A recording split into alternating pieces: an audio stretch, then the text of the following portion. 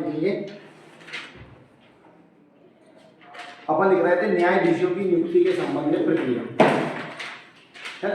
इसमें अनुच्छेद 124 लिखवाया था मैंने कि न्यायाधीशों की नियुक्ति कौन करता है? राष्ट्रपति।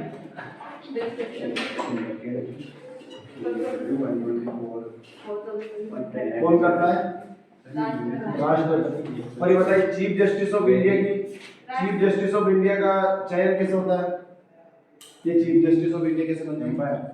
चीफ ऑफ जस्टिस है ना, हम बता वो जो छोटे वाले वो लेते ना, मतलब छोटे स्तर पर वकील से छोटे लेवल के जो सीनियर जज होते हैं, सीनियर होते हैं। हाँ सर, वही सीनियर जज है, वो बनता है चीफ जस्टिस ऑफ। जैसे अभी हमारे एमपी साइड 33 है ना। नहीं वो नहीं होती, इधर सुनो। राष्ट्रपति मतलब जजेस की नियुक्ति कौन करता है? राष्ट्रपति। और राष्ट्रपति नियुक्ति करता है जजेस।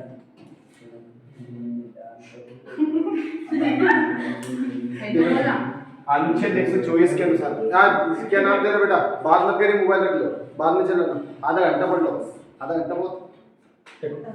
भारतीय संविधान का अनुच्छेद 124 के कहता है कि जजेस की नियुक्ति कौन करता है? राष्ट्रपति। लेकिन इनकी नियुक्ति करने के लिए किससे परामर्श लेना पड़ेगा? चीफ जस्टिस ऑफ इंडिया, ठीक है। और चीफ जस्टिस ऑफ इंडिया का चुनाव कैसे होता है? तो वो संविधान में नहीं लिखा हुआ, ध्यान रखना। वो एक परंपरा है, अभी लिखवाई थी मैंने 1978 से चली आ रही है कि जो भी जजेस हैं उनमें से जो सबसे सीनियर रहेगा वही क्या बनेगा? अगला चीफ जस्टिस ऑफ इंडिया। वर्तमान में कौन है? डी.वाई. चंद्रचूड़, धनंजय यशवंत चंद्र। अब इसमें कहाँ तक लिख दिया था ये बताइए। एक बार मैं बोल के बता रहा हूँ, मिलान करने में कहाँ तक लिखा? कल आए थे सर, पर कॉपी और सुन लेना। संविधान के अनुच्छेद 124 के अनुसार ना, सर्वोच्च न्यायालय के मुख्य न्यायाधीश के अतिरिक्त इस न्यायालय के अन्य न्यायाधीश और हाई कोर्ट के न्यायाधीशों की नियुक्ति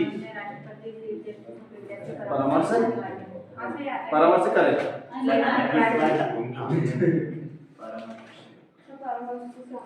आगे लिखना, इस बात को लेकर इसके आगे इस बात को लेकर विवाद था कि लिखो, इस बात को लेकर विवाद था कि क्या राष्ट्रपति अकेले मुख्य न्यायाधीश से, इस बात को लेकर विवाद था कि क्या राष्ट्रपति अकेले मुख्य न्यायाधीश के परामर्श को मानने के लिए बाध्य है। ये बाध्य है, ये लिख दिया मैंने, बाध्य है। तो आगे लिखा, इस विवाद के आगे लिखो, इस विवाद के निराकरण हेतु राष्ट्रपति द्वारा 1998 निराकरण हेतु राष्ट्रपति द्वारा 1998 में एक रेफरेंस यानी संदर्भ,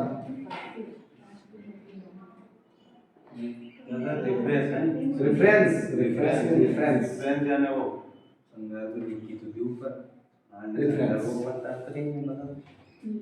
एक संदर्भ कोष्टक में रेफरेंस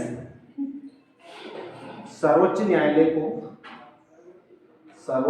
को भेजा गया।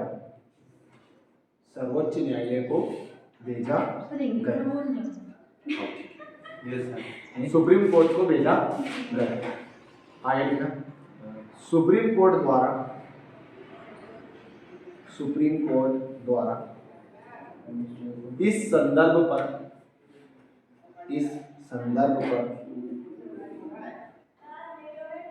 28 अक्टूबर 1998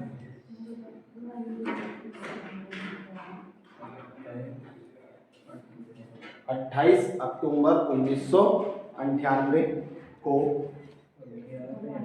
दिए गए निर्णय के आधार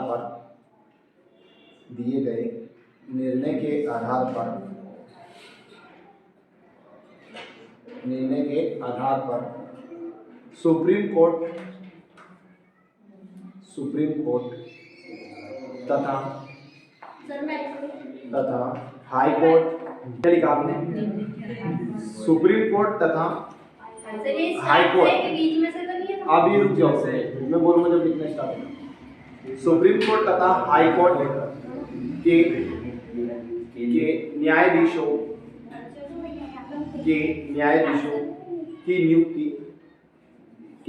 न्यायाधीशों की नियुक्ति इस प्रकार की जाएगी। अब जहाँ इस प्रकार की जाएगी लिखा ना, वहाँ डेश लगाना, क्योंकि उसके नीचे से लिखेंगे किस प्रकार की जाएगी, है ना। अब लिखना इस प्रकार की जाएगी, आगे लिखना इसके नीचे से, जहाँ लाइन खत्म है लगभग बीच में से पैराग्राफ के रूप में लिखना है ना, लिखवाना है। राष्ट्रपति द्वारा ये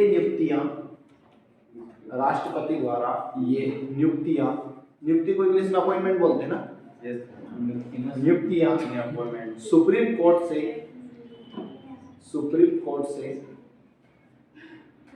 प्राप्त परामर्श के आधार पर की जाती थी। सुप्रीम कोर्ट के परामर्श के आधार पर की जाती थी। आगे लिखना, सुप्रीम कोर्ट के पंखा चलाना, रुक जाओ थोड़ी देर, आज आयाम करना सर, ठंड लगेगी क्या?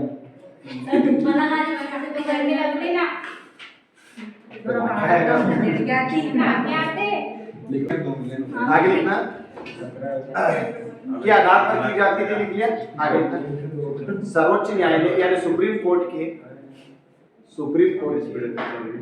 मुख्य न्यायाधीश यानी चीफ जस्टिस ऑफ इंडिया। जब भी मुख्य न्यायाधीश बोले तो CJI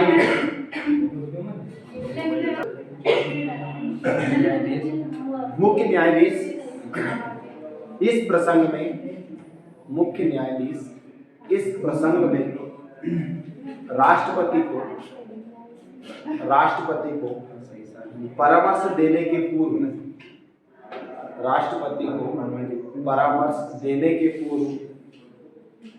4 वरिष्ठतम न्यायाधीशों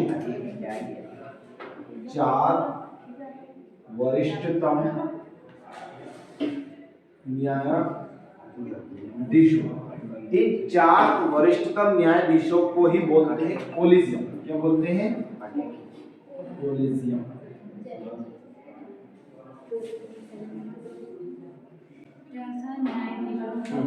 चार वरिष्ठतम न्यायाधीशों और कोष्टक में लिखना कोलिजियम से लिखित परामर्श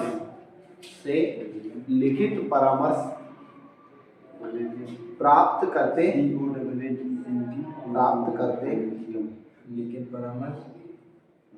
करते तथा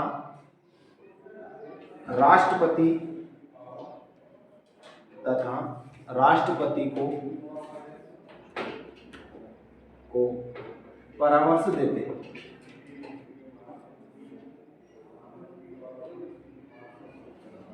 अब इसको एक बार ना आपके मुंह से समझा दें। हाँ,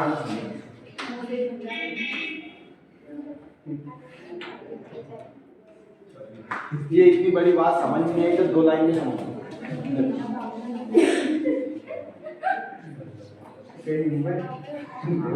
हालांकि इतना बड़ा लिखाना का नहीं। देखो अब मत बोलो।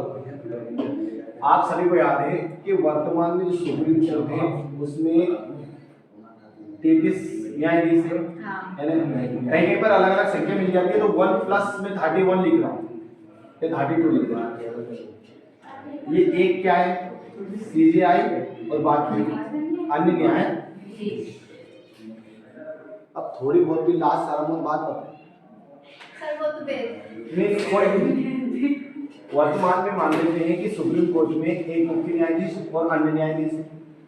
तो अब अपने को इसमें से मान लेते हैं कि ये जो न्यायाधीश है, जो मुख्य न्यायाधीश है, ये रिटायर होने वाले हैं, ठीक है? अभी रिटायर होने वाले हैं, तो इसमें से जो सबसे सीनियर जज है कौन है?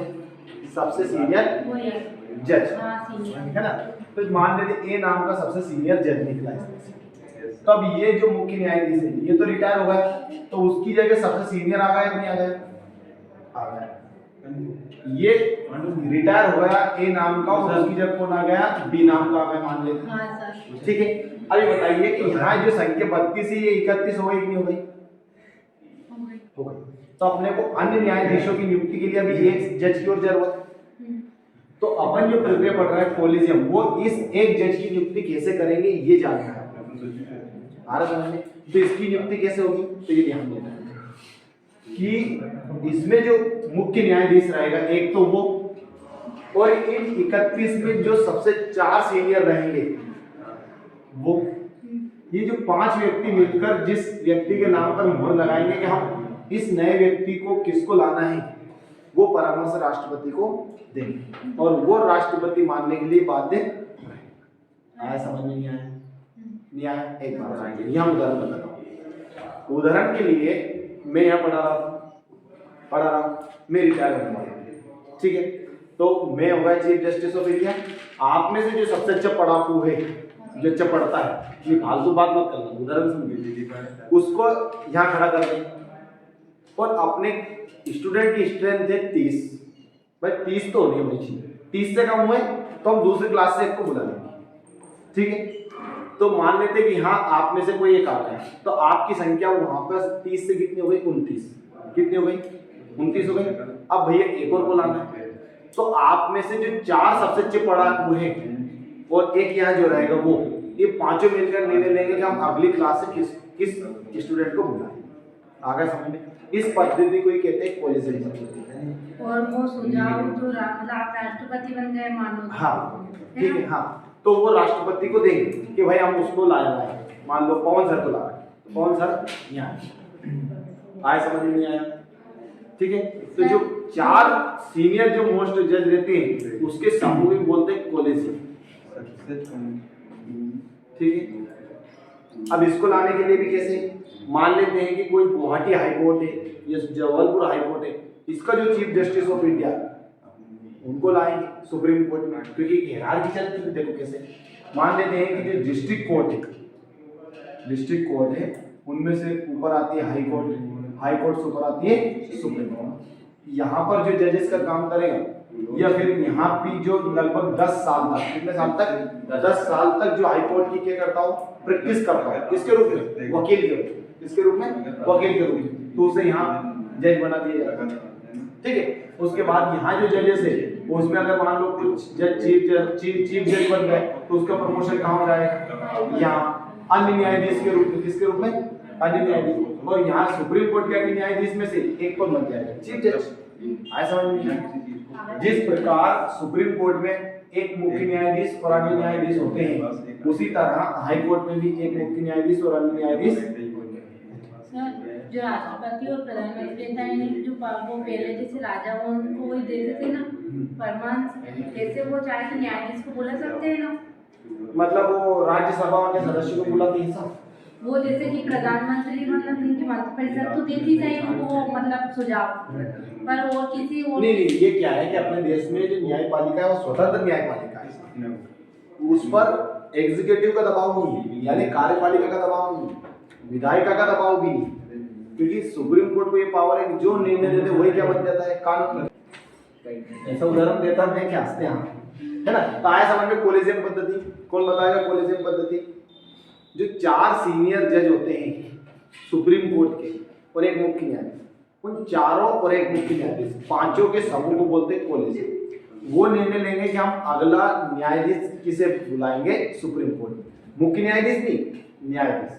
मुख्य न्यायाधीश के लिए लिया दिया आपको कि जो सबसे सीनियर रहेगा वही बनेगा, है ना। उसके लिए क्या होता है कि जो चीफ जस्टिस वर्तमान में ही वो रिपोर्ट भेजेगा अपने किसके पास, राष्ट्रपति के पास, और राष्ट्रपति किसे बनाएगा, जो सबसे सीनियर है इनमें से, इन 31 में से। आया समझ? खतरा हुआ क्या? चलो रवीना बताइए कैसे क्या हुआ? सर जो चीफ और जस्टिस सर सोचते हैं आता नहीं आया? एक बार सुनो, ध्यान से सुनिए। देखो बीच बीच में आता है ना, डेली क्लास में आता है, नहीं आता समझ। हाँ सर अब ध्यान से समझ, बोलना मत, तुम मुरा खोर बोलते रहे। देखो आप सभी को याद है कि जो अपनी सुप्रीम कोर्ट है उसमें एक मुख्य न्यायाधीश होता है और मान लेते हैं कि 30 अन्य न्यायाधीश होते हैं। हालांकि इनकी संख्या 33 हो गई है ना, ध्यान रखना। एक मुख्य न्यायाधीश है जिसे इंग्लिश में चीफ जस्टिस ऑफ इंडिया कहते हैं और इनको कहते हैं अन्य न्यायाधीश, ठीक है। अब ये बताइए, पहले तो ये समझ लो चीफ जस्टिस ऑफ इंडिया की नियुक्ति कैसे होती है।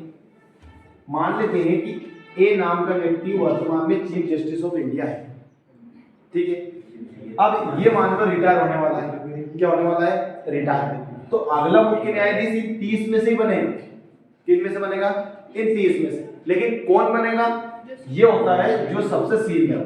किस आधार पर सीनियर हो, उम्र के बाद, या कह सकते हैं कि वो सुप्रीम कोर्ट में कितने साल से हैं, इसका कार्यकाल भी पढ़ाएंगे अपन, इनका मतलब अधिकतम एज कितनी होती है और कितना किया जाता है। तो इनमें से मान लेते हैं कि बी नाम का व्यक्ति सबसे सीनियर है। सोनू भैया है क्या? नहीं है। तो ध्यान से देखना, अभी ए नाम का व्यक्ति तो क्या हो गया, रिटायर। क्या हो गया, रिटायर हो गया। इधर देख लो, अब यहाँ इस ए नाम का व्यक्ति जब कौन आ गया, बी नाम। तो बताइए यहाँ 30 से संख्या कितनी हो गई, अब 29। तो ये तो आपको समझ में आ गया कि जो सबसे सीनियर रहेगा वो चीफ जस्टिस ऑफ इंडिया बनता है। आए समझ में? अब ये अपन जो समझ रहे हैं पद्धति वो समझेंगे हम कोलिजियम पद्धति। क्या समझेंगे, कोलिजियम। तो कोलिजियम क्या होता है, 4 जो सीनियर जज रहेंगे, किनमें से, इन 29 में से, इन 29 में से जो सबसे 4 सीनियर जज रहेंगे और एक चीफ जस्टिस ऑफ इंडिया, ये पांचों मिलकर क्या देंगे कि अगला न्यायाधीश, अगला जज कौन आएगा। तो देखो यहाँ पर अपने को संख्या वापस 30 करनी है, तो एक घट रहा है, तो उस एक की पूर्ति कैसे करें, आए समझ में? तो इसकी पूर्ति करने के लिए जो 4 सीनियर जज रहेंगे और उनमें एक साथ में ये जो मुख्य न्यायाधीश है, तो इनकी संख्या हो जाएगी 5। तो ये 5 जो लिखित में परामर्श देंगे राष्ट्रपति को, उस नाम के व्यक्ति को एक के स्थान पर लाकर इनकी संख्या को कितने कर देंगे अपन, 30। अब आए समझ में? नहीं आया है तो डूब के मरने के लिए पानी भी नहीं, ट्रेन क्या ये पूछ जा